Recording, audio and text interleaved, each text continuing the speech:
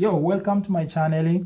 This is David Weller, and kindly invite you to my channel so that we can have some tips about volunteerism and tourism in Tanzania.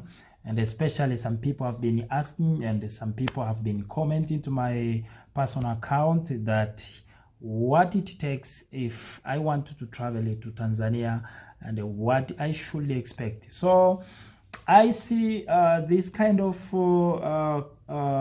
opinions and questions, and I thought probably I have to do some sort of small video and give a tip about traveling to Tanzania and what you actually expect when you are traveling, and especially it's frustrating when you are traveling to a place that you have never been before, and the place that you don't have relative, and probably you were born in a family of one or two people, also you haven't used the flu to travel to a place without your family company with you. So as a solo traveler, or maybe not solo, but you actually want to travel like two friends, or you are traveling with your friends or whatever.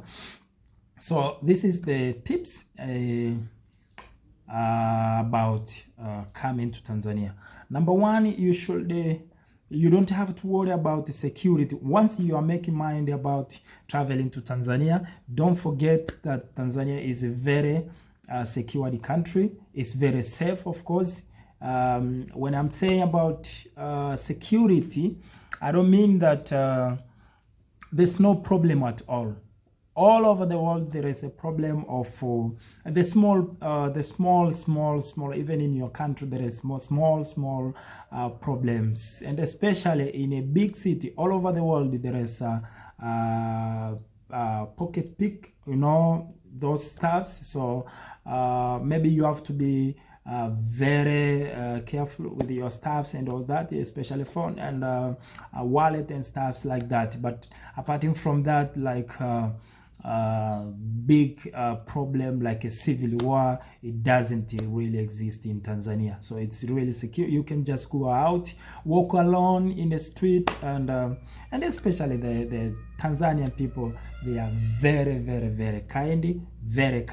So whenever you walk around in the street, people, they just like, wave like this, that hi, how are you, and if, for example, you tell them you are maybe from France or you are from Spain, and some few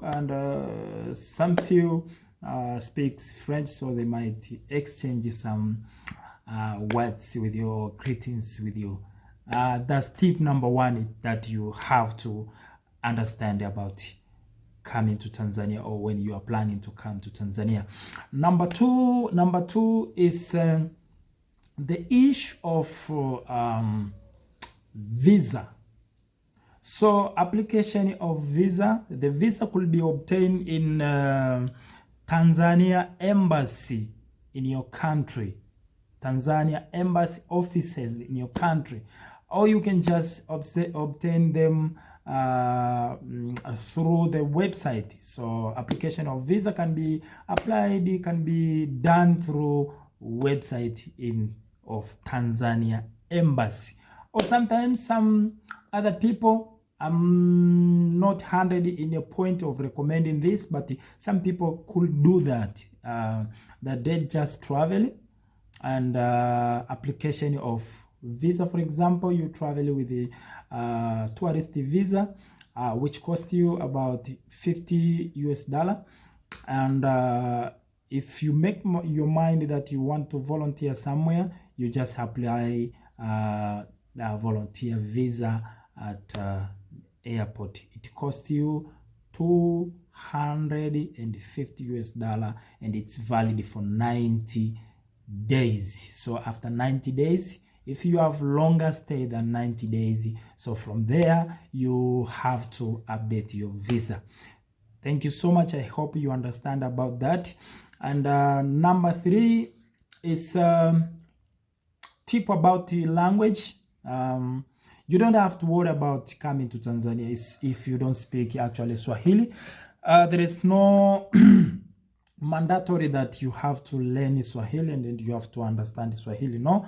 But if you speak English, many people in Tanzania, of course, speaks English, and they are very happy about that. Not all Tanzania speaks English, based on the fact that national language in Tanzania is Swahili. So many people could speak Swahili more than English. But you always, I guarantee you, always in any place that you go, you will always find someone who knows your language or permanent English speaker. That's the issue about language. This tip doesn't include that it's necessary for you to learn Swahili before coming to Tanzania. No, many people speak English, of course, and what you have to actually understand, or maybe what you have to know, is that everywhere that you go, maybe in just normal places, maybe you want to go for maybe in a public market, in a public transport and all stuff, in the stores, so in the playground, in a club, in a bar or restaurant and all stuff like that. But public one, they speak Swahili. So you have to maybe I can recommend you to learn or understand few Swahili phrases that of course can be taught by your host in Tanzania. Like simple, very simple. You don't have to worry about that. Very simple, like you're welcome, karibu. That's the meaning. Maybe jambo, hi. Maybe how much is this cost? Shilingi ngapi? And those stuffs. So from there, your host will be teaching you, and you will master day after day, and after that you will be, of course, the expert. And especially if you have long time, more than 2 weeks or 3 weeks in Tanzania. Thank you so much. I wish you all the best. I hope these tips help. So if you have further question about this one, or you want maybe to get a new point about volunteerism, please leave your comment.